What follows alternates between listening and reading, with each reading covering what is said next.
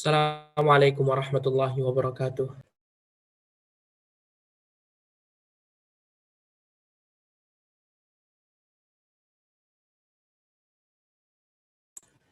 Alhamdulillahi rabbil alamin.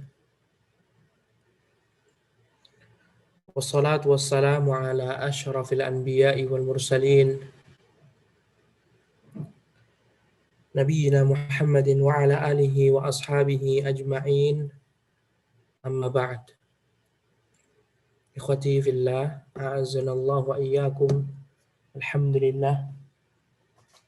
Segala puji hanya milik Allah Subhanahu wa taala yang telah melimpahkan segala karunia nikmatnya kepada kita hingga saat ini kita masih diberikan kesempatan oleh Allah Subhanahu wa taala untuk bisa mengkaji sirah Nabi, Taghridatus Sirah An-Nabawiyah, senandung sirah Nabi sallallahu alaihi wasallam karya Syekh Musa bin Rashid Al-Azimi hafizahullah taala.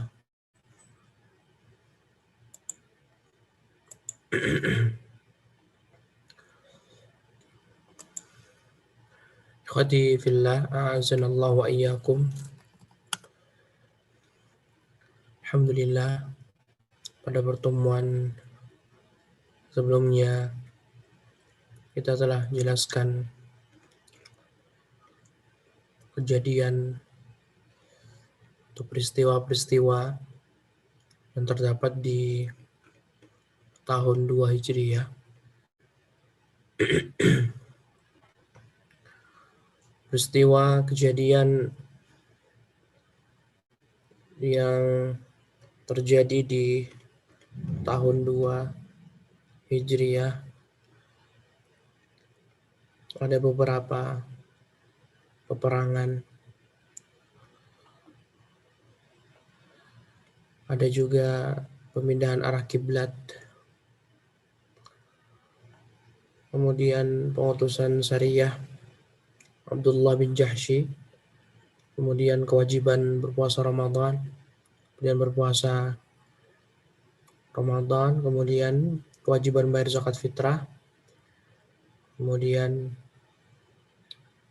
perang Badar Kubra, dan meninggalnya Ruqayyah binti Nabi sallallahu alaihi wasallam, dan pensyariatan sholat Idul Fitri, dan ada juga pernikahan Ali bin Abi Thalib radhiyallahu anhu bersama putri Nabi sallallahu alaihi wasallam Fatimah binti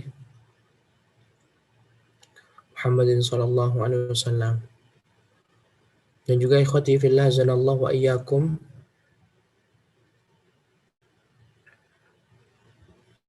ada juga peperangan Bani Qainuqa melawan salah satu dari Yahudi yang tinggal di kota Madinah. Kemudian ada juga Ghazwah Sawiq. Abu Sufyan membunuh salah seorang sahabat Ansor Nabi SAW, dan Nabi pun keluar tetapi tidak mendapati Abu Sufyan. Kemudian juga ada pensyariatan hari raya Idul Adha dan meninggalnya Utsman bin Maz'un. Dan kita juga telah jelaskan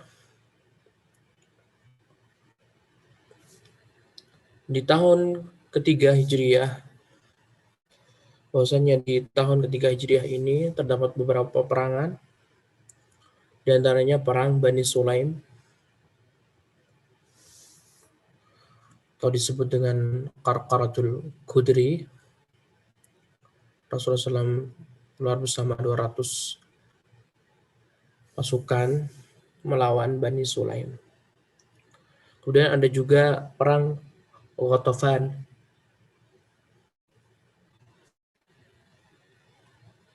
atau disebut dengan perang Dhi Amr. Rasulullah SAW keluar bersama 450 orang. Dan ada juga Sariyah. Rasulullah SAW mengirim Zaid bin Harithah untuk berperang.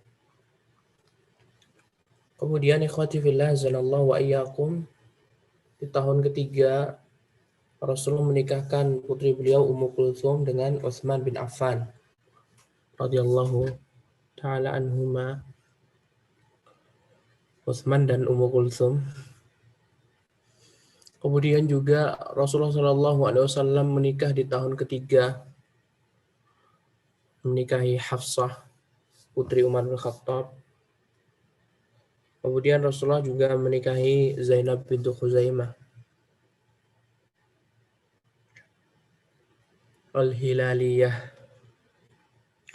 Tapi hanya membangun rumah tangga 2 atau 3 bulan, setelah itu meninggal dunia.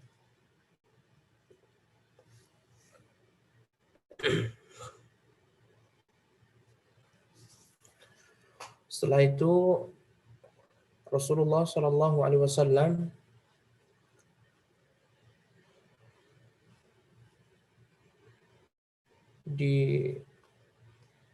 setelah itu terdapat perang Uhud. Perang Uhud. Kenapa disebut perang Uhud, ikhwah? Lantaran perang kejadiannya di Gunung Uhud. Nah, tepat di bulan Syawal. Perang Uhud merupakan perang kedua setelah perang Badar yang terjadi baku hantam antara kaum muslimin dan orang kafir Quraisy. Adapun penyebabnya adalah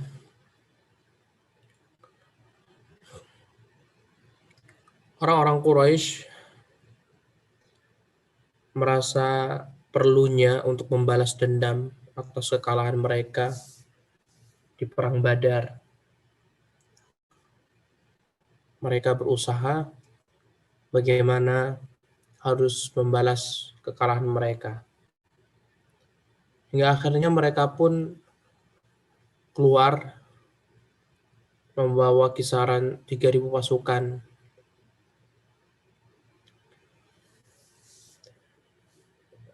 Dan waktu itu yang memimpin adalah Abu Sufyan, Sakhr bin Harb. Ada pula Khalid bin Walid, ada pula Amr bin Al-As dan yang lainnya.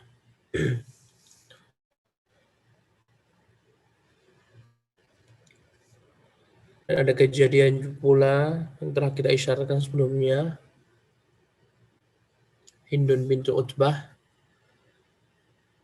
seorang wanita yang ditinggal mati ayahnya, pamannya, dan saudaranya. Antara mereka semuanya dibunuh oleh kaum muslimin. Akhirnya beliau pun yang kala itu masih kafir, nanti akan masuk Islam ketika Fathu Mekah. Hindun binti Utbah meminta Wahsy untuk bisa membunuh Hamzah. Jika Wahsy bisa membunuh Hamzah, dia akan mendapatkan perhiasan Hindun dan akan dimerdekakan. 1 tahun berlalu karena bulan Ramadan tahun sebelumnya, tahun 2 terjadi perang Badar, dan ini perang Uhud terjadi di tahun ke-3 di bulan Syawal setelah perang Uhud, setelah perang Badar 1 tahun setelah. Nah. Hingga akhirnya akhwati billah zanallahu wa iyyakum, Rasulullah pun keluar bersama para sahabatnya yang kisaran hanya berjumlah 1.000. Dan Rasulullah SAW pun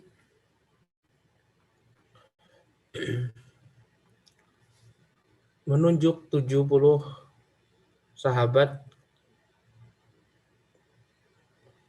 yang ahli memanah untuk berada di bukit tertentu atau dikenal dengan Jabal Rumah, bukit para pemanah. Rasulullah SAW sudah mengantisipasi, menasihati mereka, apapun yang terjadi, kalian tidak boleh meninggalkan. Menang atau kalah, tidak boleh meninggalkan.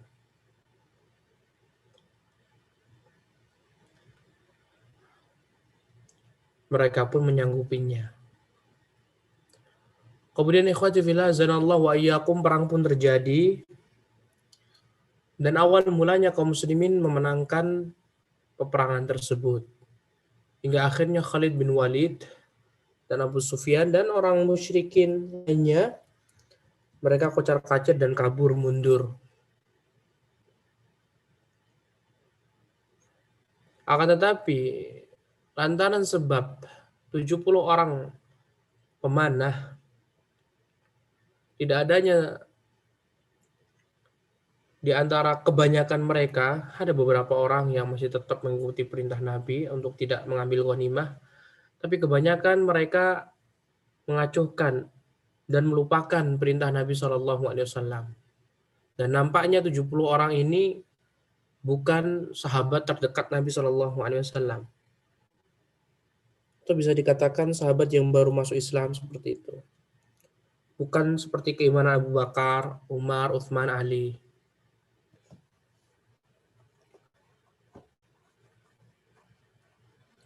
Hingga akhirnya ikhwati fillah zanallahu wa iyyakum,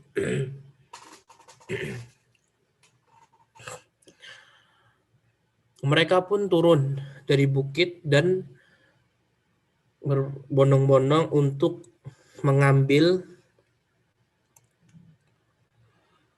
ghanimah orang-orang Quraisy. Sebagian mereka sudah melarangnya. Karena Rasulullah SAW sudah memperingatkan apapun yang terjadi, jangan ada yang mengambil ghanimah perang, harta rampasan perang. Hingga akhirnya ikhwati fillah zanallahu wa iyyakum, Khalid bin Walid pun mengetahui hal demikian, kaum muslimin mementingkan harta. Akhirnya Khalid bin Walid pun memerintahkan Abu Sufyan dan yang lainnya untuk kembali, dan Khalid pun memutar arah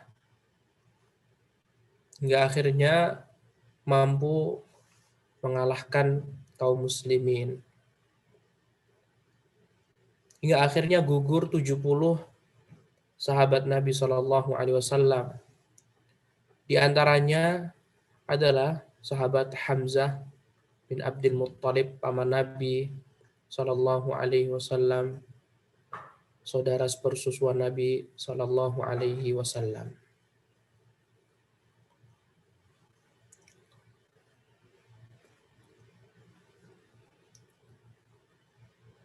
Di dalam peperangan Uhud ini terlihat jelas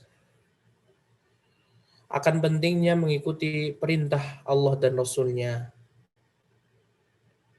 Celaan bagi orang yang mementingkan duniawi. Apapun yang terjadi, ketika Rasul Nabi Muhammad SAW telah memerintahkan dan ada orang yang mau menyelisihinya, maka cepat atau lambat dia akan binasa, akan mendapatkan akibatnya. Nah, karena itu Allah Subhanahu wa taala berfirman, "Falyahzaril ladzina yukhalifuna an amrih an tusibahum fitnah aw yusibahum adzabun alim." Adalah orang-orang yang tidak mentaati Rasul Muhammad SAW takut akan tertimpa fitnah, cobaan, musibah.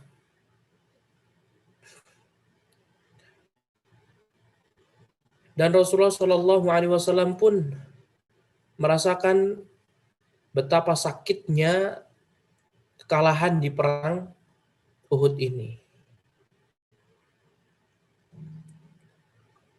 Gigi beliau pun patah dan beliau tersungkur dan pingsan.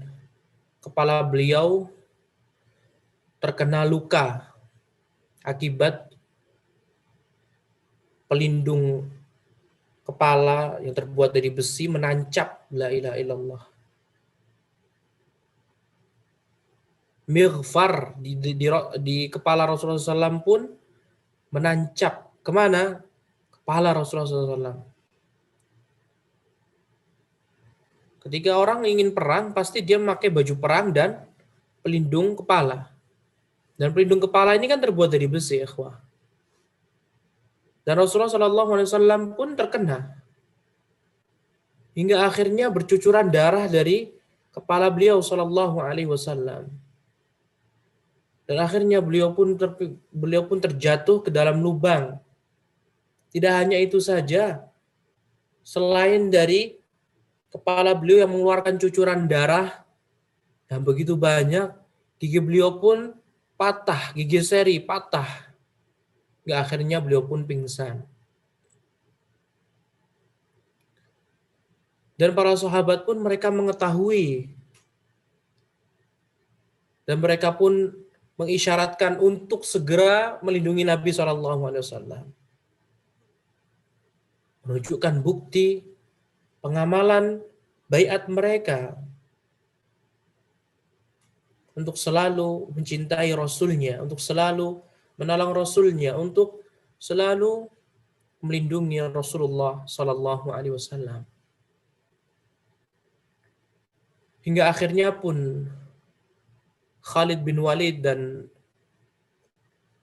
Abu Sufyan merasakan kemenangannya dan menghentikan peperangan.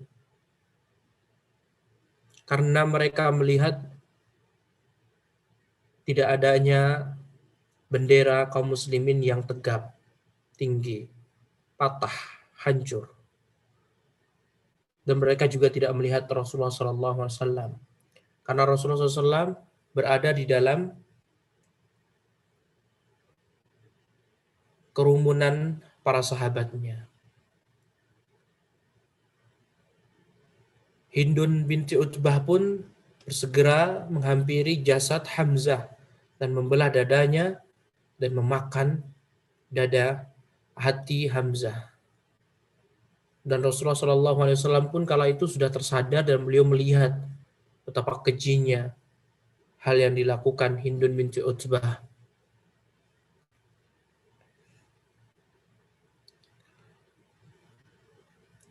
Hingga akhirnya Abu Sufyan pun bertanya, apakah di antara kalian ada Abu Bakar, ada Rasulullah, ada Muhammad? Rasulullah pun memerintahkan untuk diam.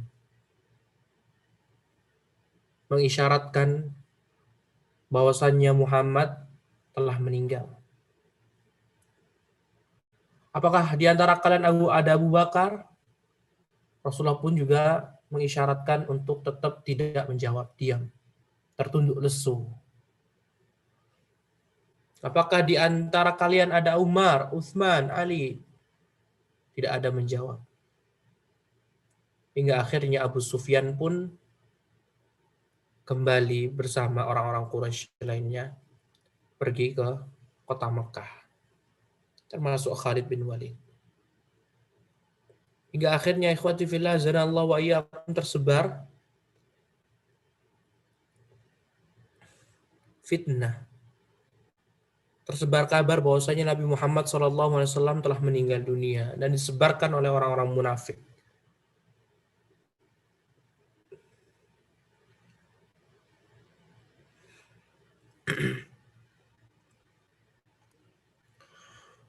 Dan Rasulullah SAW pun bersegera memakamkan para sahabatnya yang telah syahid, termasuk paman beliau Hamzah radhiyallahu taala anhu.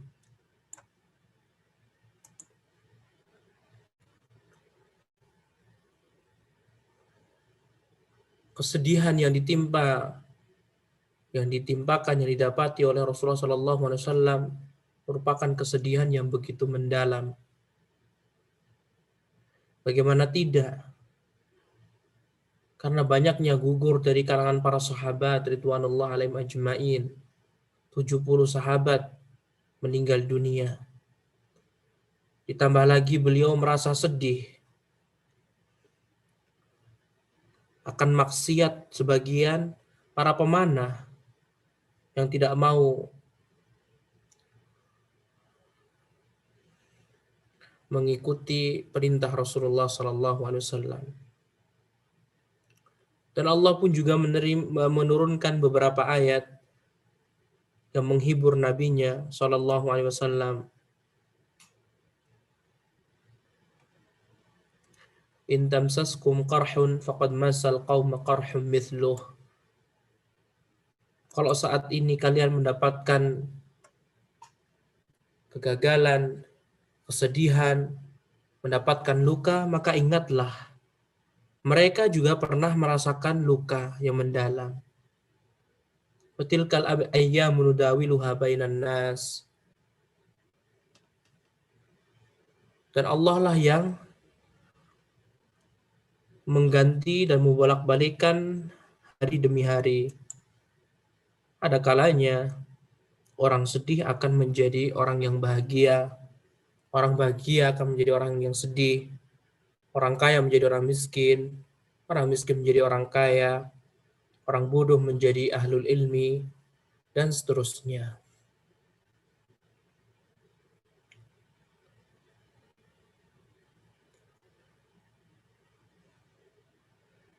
Dan juga Rasulullah SAW sempat mengatakan sebuah perkataan yang tidak diridhoi oleh Allah Subhanahu wa taala, tapi Allah pun langsung menegurnya. Kaifa yuflihu qaumun syajju nabiyahum? Bagaimana suatu kaum akan menang dan bahagia jika mereka rela melukai nabi mereka?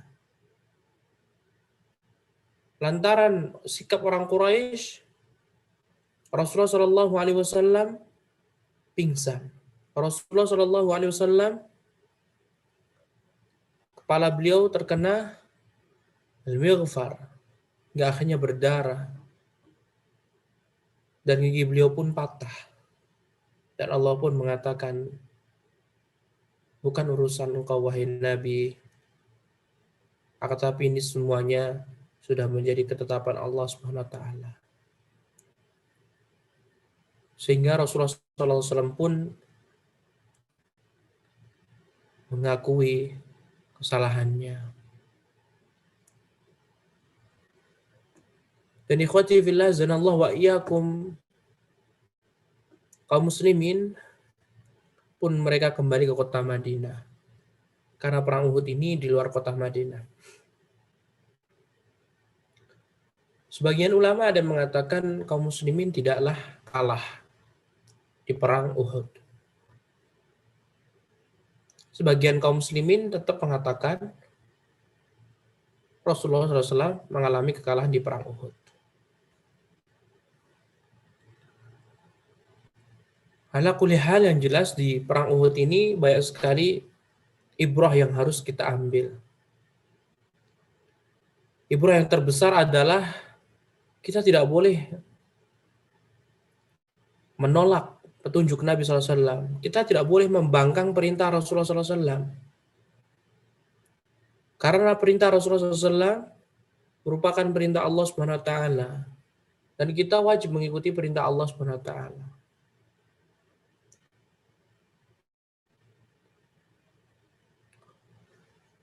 Dan juga semenjak perang Uhud ini Rasulullah SAW lebih mengetahui siapa-siapa di antara orang-orang munafik dan orang-orang yang betul-betul beriman kepada Allah dan Rasul-Nya. Rasulullah SAW juga mengetahui bahwasannya ketua mereka adalah Abdullah bin Ubay bin Salul.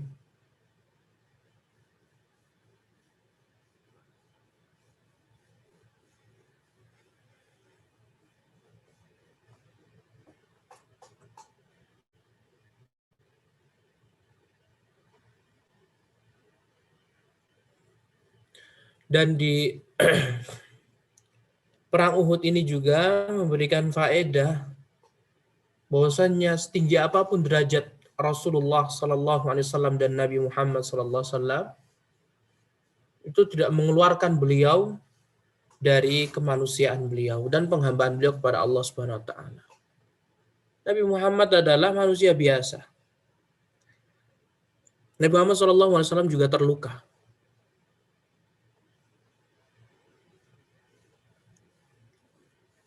Sehingga Nabi Muhammad Sallallahu Alaihi Wasallam bukanlah Tuhan dan bukanlah orang yang wajib diibadahi. Tidak boleh. Nabi Muhammad adalah manusia biasa, utusan Allah Subhanahu Wa Taala. Sehingga yang harus kita ibadahi hanyalah Allah Subhanahu Wa Taala.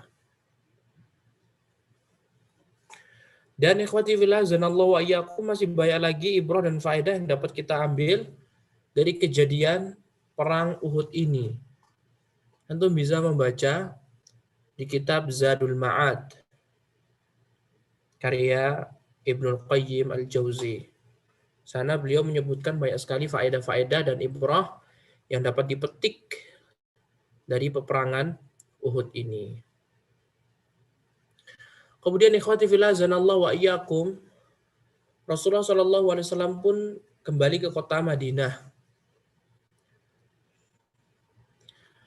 Dan kebetulan kala itu hari Ahad. Hari itu adalah hari Senin. Hari Ahadnya hanya satu hari, selang satu hari, Allah Subhanahu Wa Taala memerintahkan nabinya untuk keluar ke daerah Hamra al-Asad. Allah memerintahkan nabinya untuk keluar untuk memerangi orang Quraisy lagi di daerah Hamra al-Asad. Rasulullah SAW mendengar bahwasannya Abu Sufyan kembali ingin menghancurkan kota Madinah dan Nabi SAW. Hingga akhirnya Nabi pun keluar menuju Hamra al-Asad. Dan tentunya ada yang memberitahu kepada Abu Sufyan bahwasanya Nabi Muhammad tidak meninggal dunia. Wallahu alam siapa itu. Tapi tidak disebutkan. Akhirnya Rasulullah SAW pun yang kala itu masih lemah dan sakit akibat luka yang beliau dapatkan di perang Uhud, beliau SAW pun terpaksa harus keluar dan memerintahkan kepada para sahabatnya untuk berperang, keluar. Semuanya harus keluar. Semuanya wajib keluar menuju Hamra al-Asad. Dan Rasulullah SAW melarang orang-orang yang tidak ikut berperang Uhud untuk turut hadir ikut. Menyindir orang-orang munafik. Yang pada asalnya mereka sudah mengetahui bahwa Rasulullah akan diserbu 3.000 orang. Dan Rasulullah pun juga memerintahkan mereka untuk segera mengikuti beliau jalan menuju Uhud. Tetapi di pertengahan jalan Abdullah bin Ubay bin Salul kembali tidak mau mengikuti Nabi SAW. Rasulullah melarang mereka untuk ikut berperang di Hamra al-Asad. Kenapa Rasulullah SAW tidak langsung membunuh dan membantai orang-orang munafik, ikhwah? Tidak. Karena orang-orang munafik mereka berkedok Islam. Mereka menggunakan jubah Islam. Sehingga Rasulullah SAW pun juga tidak boleh gegabah dalam memerangi orang-orang munafik. Bahkan Rasulullah pun tidak memerangi mereka. Beliau takut kalau seandainya beliau memerangi orang-orang munafik, akan dicap bahwasanya Muhammad telah membunuh saudaranya sendiri, pengikutnya sendiri. Tapi nanti Nabi SAW akan membereskannya. dengan ayat-ayat Al-Quran. Kalau mereka mau beriman, alhamdulillah. Kalau tidak, dibiarkan oleh Nabi. Nabi pun keluar, dan bendera kala itu dipegang oleh sahabat Ali bin Abi Thalib. Bendera kala itu dipegang oleh Ali bin Abi Thalib. Keluarlah Nabi SAW, dan gigi beliau kala itu patah, dan luka di kepalanya belum kering. Para sahabat pun mengiringi Nabi SAW, dan mereka pun tiba di daerah Hamra al-Asad dan membuatkan kemah khusus untuk Nabi SAW. Nabi Muhammad SAW dan para sahabatnya menunggu selama 3 hari. Apakah betul Abu Sufyan hendak kembali ke kota Madinah? Dan ternyata setelah selang 3 hari pun Abu Sufyan tidak kembali dan lantaran takut. Siapa yang membuat takut Abu Sufyan? Allah Subhanahu wa taala. Karena Allah Subhanahu wa taala akan menolong siapapun yang menolong Allah Subhanahu wa taala, termasuk nabinya dan para sahabat ridwanullah alaihim ajmain. Hingga akhirnya mereka pun kembali ke kota Madinah. Dan berakhirlah peristiwa yang terdapat di tahun ke-3 Hijriah. Kemudian kita berlanjut ke peristiwa-peristiwa atau kejadian-kejadian yang terdapat di tahun ke-4 Hijriah. Akhwati fillah zanallahu wa iyyakum. Terakhir tadi di bulan Syawal. Karena perang Uhud terjadi di bulan Syawal. Dan tidak disebutkan Syawal, Dzulqa'dah, Dzulhijjah. Tidak disebutkan 2 bulan setelahnya adakah kejadian apa. Nah, langsung saja beralih ke tahun ke-4 Hijriah, tepat pada bulan Muharram, Rasulullah SAW mengutus sepupu beliau yang bernama Abu Salamah pergi untuk berperang. Abu Salamah Abdullah bin Abdul Asad al-Makhzumi. Bersama beliau ada 50 orang. 50 orang keluar diutus oleh Nabi SAW untuk menghadang Tulaihah bin Khuwailid al-Asadi. Tulaihah bin Khuwailid al-Asadi. Lantaran Tulaihah bin Khuwailid al-Asadi, beliau ini bertujuan ingin menghancurkan kota Nabi, kota Madinah. Ingin menghancurkan kota Madinah. Dan Rasulullah SAW pun mendengar kabar tersebut, dan akhirnya Rasulullah SAW pun mengutus sepupu beliau yang bernama Abu Salamah, yang nama aslinya Abdullah bin Abdul Asad al-Makhzumi. Al-Makhzumi itu berarti sama satu marga dengan Abu Jahal.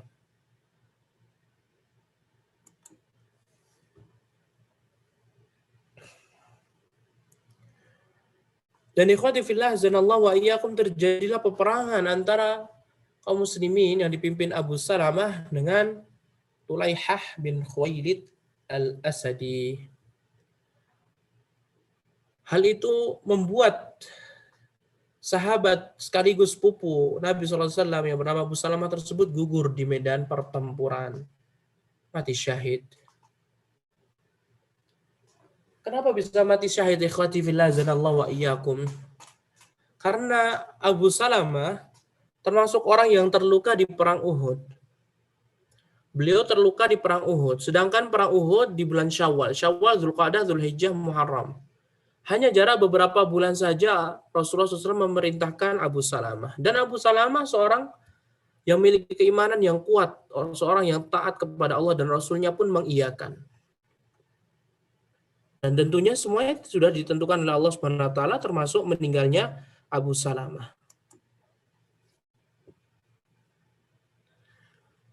Ketika Rasulullah Shallallahu alaihi wasallam sampai kepada beliau berita meninggalnya Abu Salamah, sepupu beliau sekaligus saudara sepersusuan Nabi Shallallahu alaihi wasallam, karena Abu Salamah pernah disusui Thuwaibah. Thuwaibah ini mantan budaknya Abu Lahab. Abu Salamah, Abdullah bin Abdul Asad, kemudian Hamzah bin Abdul Muttalib, kemudian satu lagi Masruh. 3 orang sama Nabi itu disusuin satu ibu yang sama yang bernama Thuwaibah.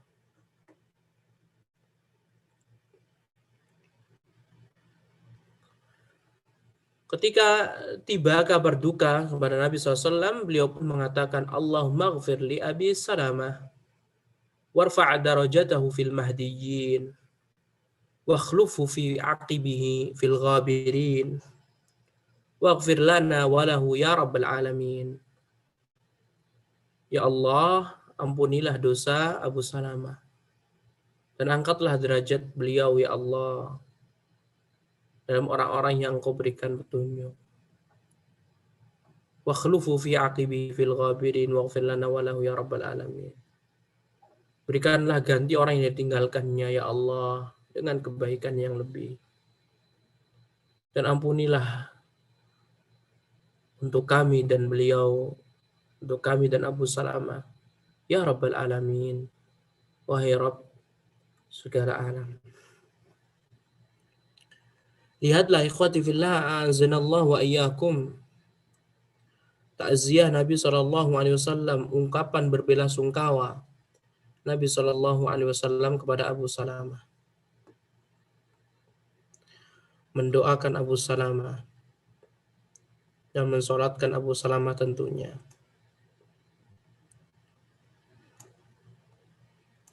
Dan ikhwati fillah a'azanallahu wa iyyakum. Sehingga istri dari Abu Salamah yang bernama Ummu Salamah nanti diperistri oleh Nabi SAW setelah selesai masa iddahnya.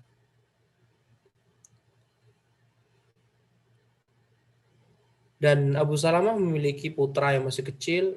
Ada hadis yang menunjukkan pengajaran Nabi SAW kepada putra dari Abu Salamah.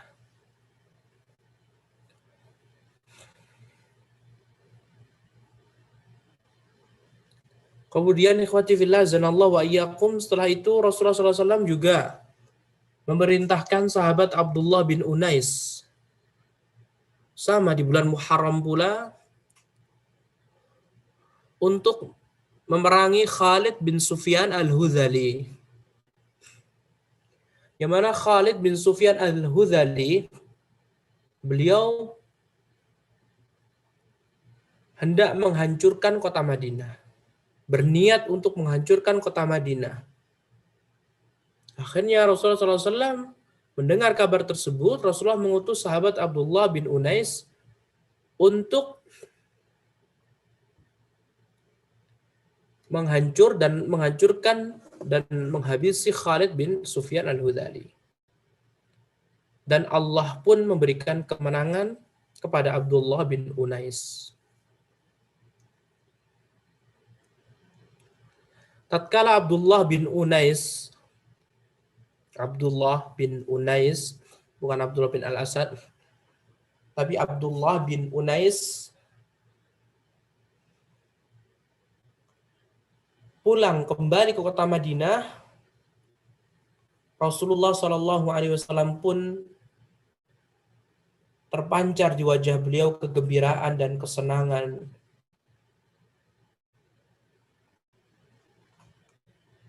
Dan Rasulullah SAW memberikan hadiah tongkat kepada Abdullah bin Unais. Sembari Rasulullah katakan, ayatun baini wa bainaka yaumal qiyamah. tongkat ini wahai Unais, wahai Abdullah bin Unais, tanda antara aku dan engkau di hari kiamat kelak. Jadi kalau misalkan aku melupakanmu, maka ingatlah, wahai Rasul, ini adalah tongkat yang kau berikan kepadaku, lantaran aku memerangi Khalid bin Sufyan al-Hudhali. Bukan mulai Habir Khuwailid. Tapi Khalid al-Hudhali. Khalid bin Sufyan al-Hudhali. Kemudian ikhwati fillah azanallahu wa iyyakum, tongkat tersebut ketika meninggalnya Abdullah bin Unais, tongkatnya dimakamkan atau ikut dimakamkan. Agar tidak menjadi fitnah untuk orang-orang yang datang setelahnya. Dan sekaligus sebagai pegangan Abdullah bin Unais kelak di hari kiamat. Ketika bertemu dengan Nabi SAW mengingatkan, wahai Rasulullah, ini adalah tongkat yang kau berikan kepadaku.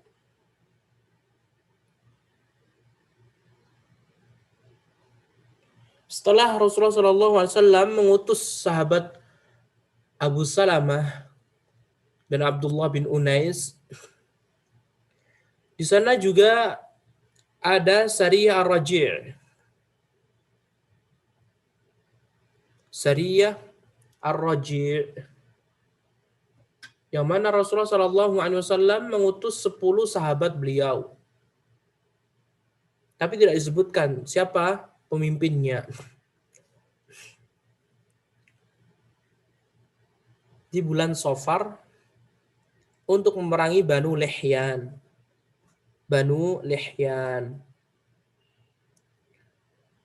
Kemudian ikhwati fillah a'azanallahu wa iyyakum, di tahun keempat ini terdapat faji'atu bi'ri ma'unah, kejadian kriminal di Bi'r Ma'unah, sumur Ma'unah. Masih di bulan Safar. Rasulullah Shallallahu Alaihi Wasallam memerintahkan beberapa qurra, penghafal Quran, sekitar 70 laki-laki dari kalangan orang Ansar, untuk memerangi kabilah Ri'il, kabilah Zakwan, kabilah Usayyah.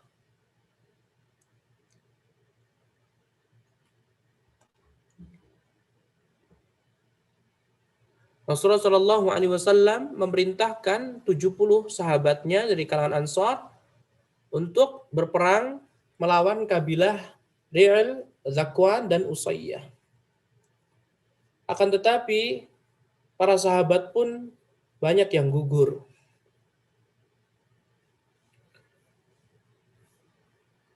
Dan itulah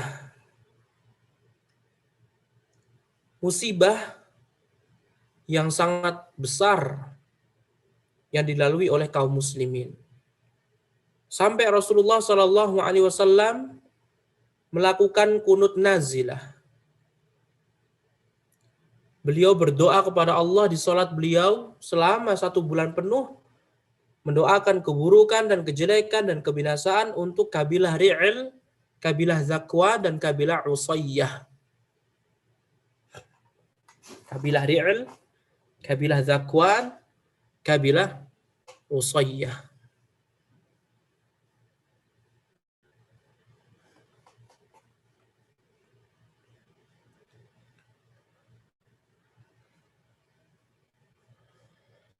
Dan ikhwati fillah a'azzanallahu wa iyyakum, kalau kita mengetahui hal ini semuanya, kegagalan atau banyaknya sahabat yang terbunuh, kenapa Rasulullah SAW tidak mau mencegahnya saja agar para sahabatnya tidak terbunuh?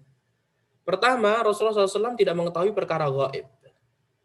Kalaupun Rasulullah SAW mengetahui apa yang akan terjadi kepada para sahabat yang 70 tadi, saya Rasulullah tidak akan pernah memerintahkan mereka. Yang kedua, tentunya ini sudah menjadi apa yang telah diinikan Allah Subhanahu wa taala, ditetapkan oleh Allah Subhanahu wa taala. Dan lagi pula ini bisa menjadi amalan mereka para sahabat ridwanullah alaihim ajmain meninggal di peperangan, mati syahid.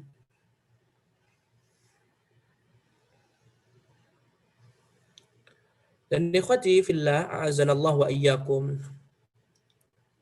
Di tahun keempat ini terjadi pengkhianatan kedua kalinya suku Yahudi, orang-orang Yahudi. Yaitu Bani An-Nadir. Bani Nadir. Tepatnya pada bulan Rabiul Awal. Di bulan Rabiul Awal terjadilah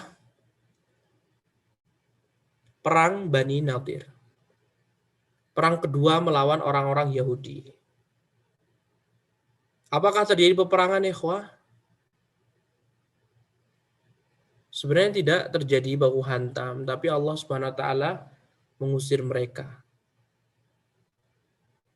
Dan harta mereka pun dirampas, dan khusus untuk Nabi SAW, atau dikenal dengan fai, bukan ghanimah. Fai, harta rampasan perang yang kaum muslimin pun tidak perlu mengeluarkan unta mereka, baju besi mereka, atau kuda-kuda mereka. Nah, itu hadiah untuk Allah dan Rasulnya. Dan ini sekaligus bentuk dari kemudahan yang Allah berikan setelah Rasulullah SAW mengalami beberapa kali musibah. Innama al usri yusra, setiap adanya kesulitan pasti akan ada kemudahan setelahnya. Dan Rasulullah SAW memulai mendapatkan musibah ketika tahun ketiga Hijriah, di bulan Syawal, di perang Uhud. Setelah itu di tahun keempat, Syawal, Dzulqa'dah, Dzulhijjah, Muharram, Safar, Rabiul Awal. Ya, kisaran 5 bulan atau setengah bulan setelahnya, Allah Subhanahu wa taala menghibur nabinya dengan cara memberikan hadiah kepada nabinya fai, harta rampasan, tapi khusus untuk rasulnya. Harta milik Bani An-Nadir. Sebabnya apa, ikhwati fillah zanallahu wa iyyakum? Sebabnya adalah orang-orang Bani Nadir, mereka melihat dan memandang Rasulullah SAW kala itu sedang betul-betul dalam keadaan melemah. Setelah kelompok Yahudi pertama yang Allah dan yang Rasulullah usir di tahun kedua Hijriah pada bulan setelah perang Badar, maka mereka pun melihat kondisi Rasulullah kelihatannya tidak memungkinkan untuk berperang. Beliau terluka, kemudian sahabatnya banyak yang terbunuh di Faji'ah Bi'r Ma'unah, kabilah Ri'al Zakwan, kemudian tadi melawan Tulaihah bin Khuwailid al-Asadi sampai Abu Salamah meninggal dunia. Nah, hingga akhirnya Bani Nadir, Yahudi Bani Nadir pun berinisiatif ingin membunuh Nabi SAW. Hingga akhirnya Rasulullah SAW pun keluar dan mengepung mereka. Dan Allah pun menurunkan rasa takut kepada mereka. Hingga akhirnya mereka pun mengalah. Mereka pun rela untuk diusir. Mereka tidak jadi ada pertumpahan darah.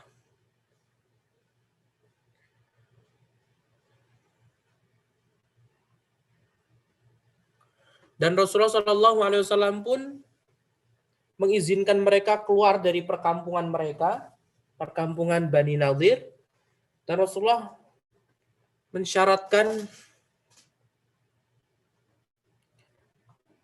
mereka boleh keluar dari rumah-rumah mereka asalkan satu syarat, tidak boleh membawa senjata. Karena ditakutkan ketika mereka membawa senjata dari perkampungan mereka keluar dari kota Madinah, bisa jadi tiba-tiba mereka langsung berbuat kerusakan dan keonaran dan sahabat pun bisa tercelakai. Sehingga Rasulullah SAW pun menyuruh mereka keluar, mereka tidak boleh membawa pedang dan alat-alat peperangan lainnya. Diletakkan.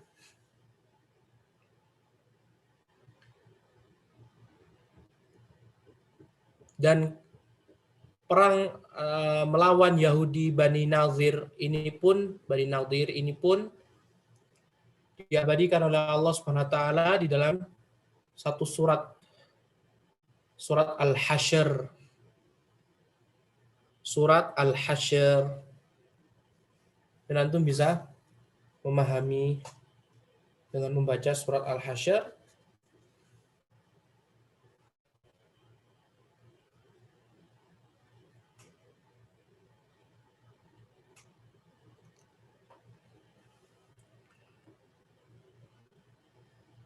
Nah, kemudian ikhwati fillah zanallahu wa iyyakum, setelah adanya pengusiran Bani Nadir, terjadi peperangan Ghazwah Badar yang terakhir. Karena perang Badar itu ada 3, yang pertama dan yang besar sama yang terakhir. Ini yang terakhir. Di bulan Sya'ban terjadi perang Badar. Itu disebut dengan Badar Sughra. Karena tidak ada peperangan sama sekali. Ya, bertemu saja tapi nggak sampai berperang.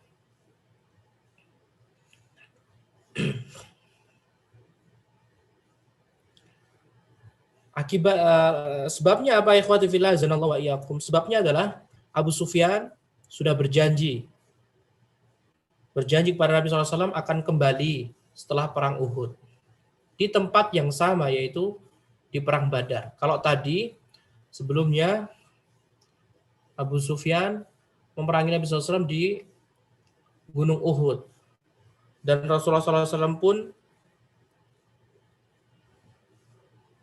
dan Abu Sufyan meminta bahwasannya Nabi SAW untuk bertemu di Ghazwah Badar yang terakhir itu untuk membalas dendam akan kematian Utbah bin Rabi'ah, Syaibah bin Rabi'ah, Umayyah bin Khalaf, Abu Jahal, dan yang lainnya. Tetapi tidak terjadi peperangan. Dan Rasulullah SAW beliau keluar bersama 1.500 orang. Dan Abu Sufyan membawa 2.000 orang. Dan Abu Sufyan pun seperti biasa takut. Karena mukjizat Nabi SAW, ketika musuh ingin memerangi Nabi SAW, pasti Allah akan menurunkan para malaikatnya untuk meniupkan rasa takut kepada diri-diri mereka.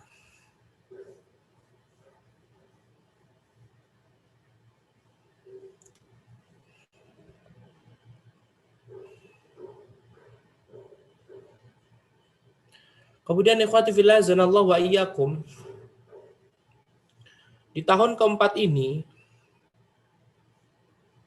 Rasulullah SAW menikahi Ummu Salamah, istri dari Abu Salamah.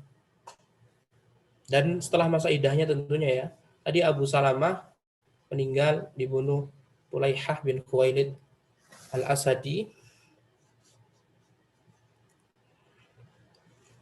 Dan Ummu Salamah selaku istri tentunya harus melakukan masa iddah, dan masa iddah orang yang ditinggal mati suaminya adalah 4 bulan 10 hari. Haram, Safar, Rabiul Awal, Rabiul Tsani, Jumadil Ula, Jumadil Tsaniyah, Rajab, Sya'ban, Ramadan, Syawal. Nah, berbulan-bulan lamanya. Kemudian dinikahilah Nabi SAW. Sehingga Ummu Salamah merupakan istri Nabi SAW yang ke-6. Yang pertama Khadijah, yang kedua Aisyah, yang ketiga Saudah, yang keempat Hafsah, yang kelima Zainab bintu Khuzaimah, dan yang keenam Ummu Salamah. Nama Ummu Salamah Hindun binti Abi Umayyah bin Al-Mughirah. Hindun binti Abi Umayyah bin Al-Mughirah.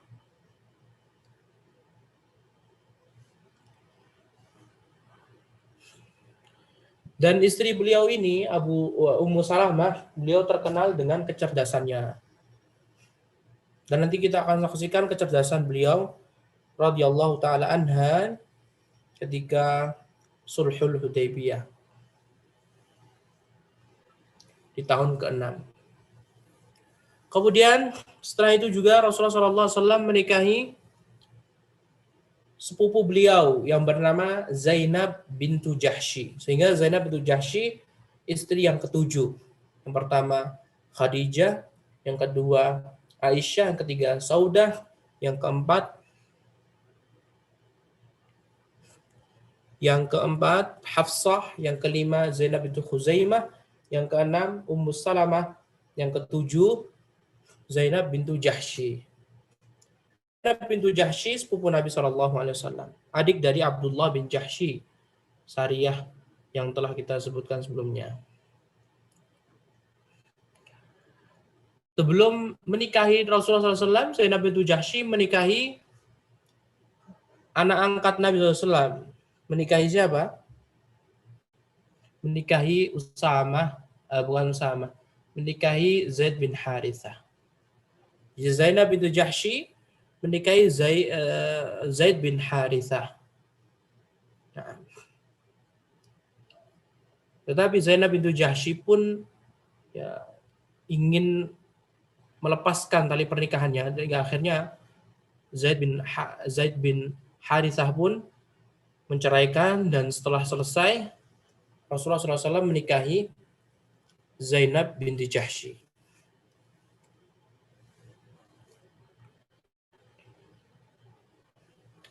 Kisahnya panjang sekali berkaitan tentang pernikahan Zainab binti Jahsy ini. Intinya, awal mulanya Zainab ini diperintahkan untuk menikahi Zaid bin Harithah.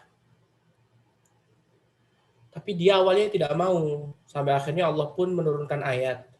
Tidaklah sepantasnya seorang laki-laki dan perempuan mukmin untuk tidak melaksanakan perintah Allah dan Rasulnya. Akhirnya menikahlah Zainab dengan Zaid bin Harithah.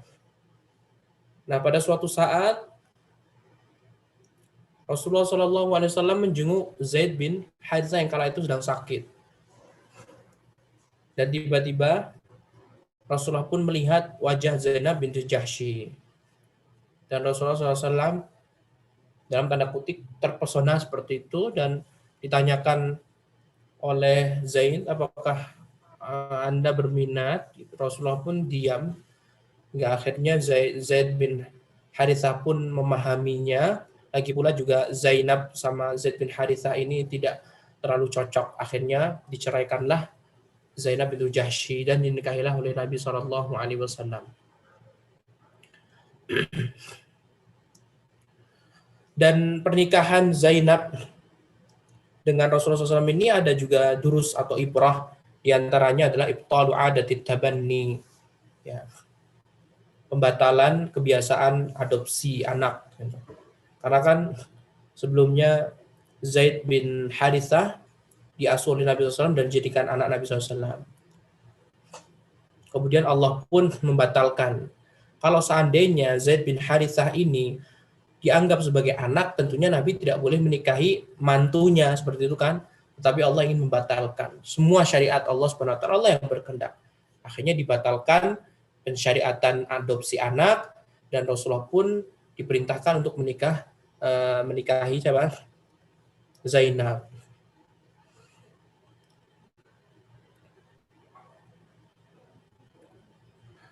Kemudian ikhwati fillah zanallahu wa iyyakum, Zainab bintu Jahsy pun beliau merasakan kebahagiaannya, bahkan beliau berbangga di atas istri-istri Nabi yang lainnya, sampai beliau mengatakan zawwajakunna ahalikun, yang menikahkan kalian semuanya itu kan wali-wali kalian, ayah-ayah kalian, ya. Khadijah dinikahkan sama walinya, Aisyah dinikahkan oleh walinya, kemudian Sauda juga dengan walinya, Hafsah dengan walinya, Zainab bintu Khuzaimah juga dengan walinya, Ummu Salamah juga dengan walinya. Nah, adapun saya, kata Zainab bintu Jahsy, wa zawwajanillahu ta'ala min fawqi sab'i samawat. Tetapi yang menikahkan aku itu bukan waliku, tetapi Allah Subhanahu wa taala. Langsung Allah yang menikahkanku dari langit, dari Allah yang berada di langit ketujuh, di atas langit ketujuh. Nah,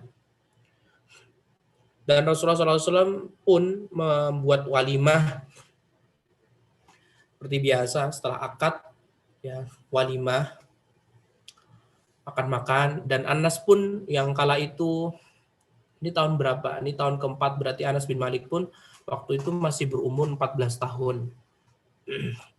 Anas bin Malik yang kala itu berumur 14 tahun menceritakan, ulama Rasulullah SAW hina bana bi Zainab bint Jahsyin fa ashba'an nasa khubzan wa lahma. Lihat, Anas bin Malik masih ingat masa kecilnya, umur 14 tahun. Rasulullah SAW setelah menikahi Zainab bintu Jahsy, Rasulullah membuat walimah, dan Rasulullah pun memberikan hidangan walimahnya roti dan daging, luar biasa. Baru setelah itu, ikhwati fillah zanallahu wa iyyakum, Allah menurunkan ayatul hijab untuk bercadar, untuk menutupi wajahnya. Nah, dan tadi pas Rasulullah SAW menjenguk Zaid bin Harithah pun lihat wajahnya Zainab bintu Jahsy yang cantik. Sepupu Nabi SAW. Ya. Zainab bintu Jahsy ini sepupu Nabi SAW. Nah, kemudian ikhwati fillah zanallahu wa iyyakum,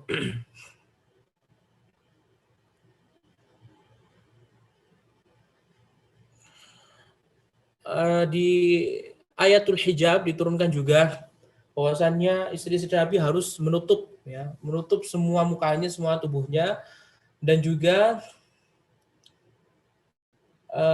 tidak boleh berbicara kepada para sahabat yang laki-laki kecuali di balik tirai atau tabir. Nah, sehingga ini hukum asal, seorang laki-laki berbicara dengan seorang akhwat jika dibutuhkan tidak masalah, para sahabat. Tetapi menggunakan tabir, nah, tidak mengetahui wajah yang lainnya. Tapi sebelum turun ayat ini, turun ayatul hijab, para sahabat mereka sudah mengenali wajahnya Khadijah, sudah mengenal wajah Aisyah, sudah mengenal wajah siapa tadi? Sauda, kemudian Hafsah, kemudian Zainab bintu Khuzaimah, mengenal wajahnya Ummu Salamah, mengenal wajahnya Zainab bintu Jahsy. Sehingga nanti pas haditsatul ifki, kejadian dituduhnya Aisyah radhiyallahu taala anha berzina, Rasulullah SAW, sahabat pun mereka mengetahui. Sofwan bin Attil yang dituduh berzina, dia mengetahui ini adalah Aisyah. Nah, langsung ibunda Nabi SAW ketika itu mengatakan subhanallah, baru habis itu Aisyah pun terbangun dan langsung menutup cadarnya. Nah, kemudian ikhwati fillah zanallahu wa iyyakum, disebutkan Zainab bintu Jahsy adalah wanita yang paling bagus agamanya, waraknya, dermawannya. Nah, bahkan Aisyah pun mengatakan, lam aram imra'atan qattu khairan minad din fid din min Zainab. Aku tidaklah melihat seorang wanita yang lebih baik agamanya melainkan Zainab bintu Jahsy, sepupu Nabi SAW sekaligus istri.